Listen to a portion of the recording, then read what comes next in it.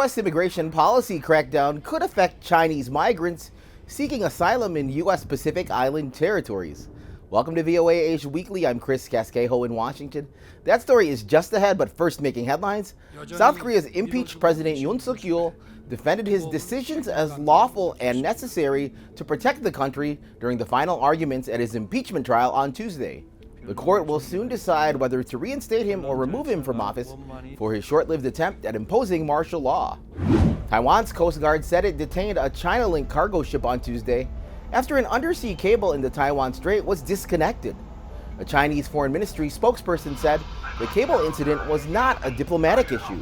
There are over 100 incidents of submarine optical cables being damaged around the world every year, which is a common maritime accident. A chartered bus overturned in eastern Thailand Wednesday morning, killing 18 people and injuring 31. The bus was carrying a municipal study tour group from Prajinburi province to coastal Rayong province. Road safety is a major problem in Thailand. The World Health Organization ranks the country 9th out of 175 member countries for road traffic deaths. Authorities have cracked down on an online scam center in Myanmar, freeing more than 7,000 people who had been trafficked and forced to work.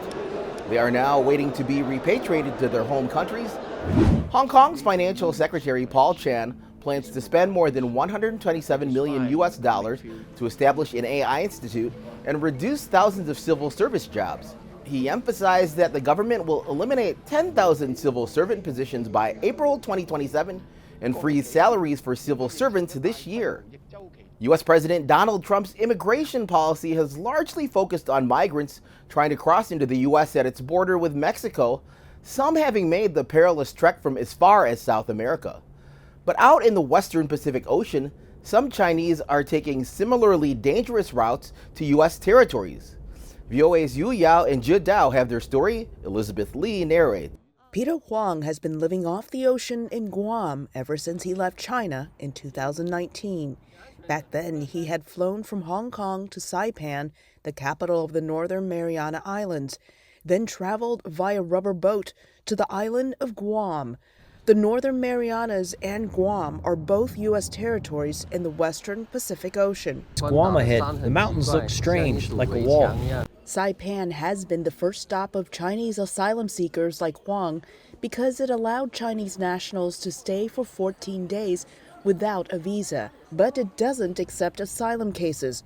Guam, about 214 kilometers southwest, does. These asylum seekers worry the stricter immigration policies that U.S. President Donald Trump signed during his first weeks in office could impact their lives.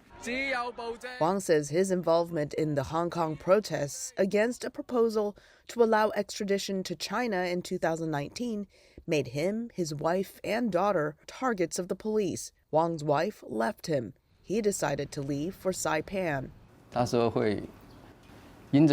She said because of me, she and our child will be implicated. Other Chinese have also taken the dangerous ocean route to Guam. According to the island's Customs and Quarantine Agency, officers encountered 40 people last year as they arrived on Guam's shores. So far, everybody that we've encountered are Chinese nationals. Chinese migrant Liu Yun braved the open ocean twice before landing in Guam. Liu and Huang may have to wait a while for an outcome to their asylum cases, says Guam's governor. One of the challenges here is we don't have an adjudication judge for immigration. The only way is either they come to do the adjudication through the courts or they do them virtually. And I know that they're backlogged. Under the Trump administration, the asylum-seeking process at the U.S. southern border has been halted. For now, Huang and Liu live in a state of limbo, not knowing how President Trump's policy will affect them. I support President Trump's approach because the asylum policy can't be abused. That way, Huang says, those who really need asylum can get it. For Yu Yao and Zhe Dao in Guam, Elizabeth Lee, VOA News. Visit voanews.com for the most up-to-date stories. I'm Chris Casquejo. And finally, an artist is capturing our furry friends in a most realistic way. Meet Linda Facci, an artist who creates hyper-realistic felt dogs. Prices range from $375 to a few thousand. Many of her works are inspired by pets that have passed. Thanks for watching VOA Asia Weekly.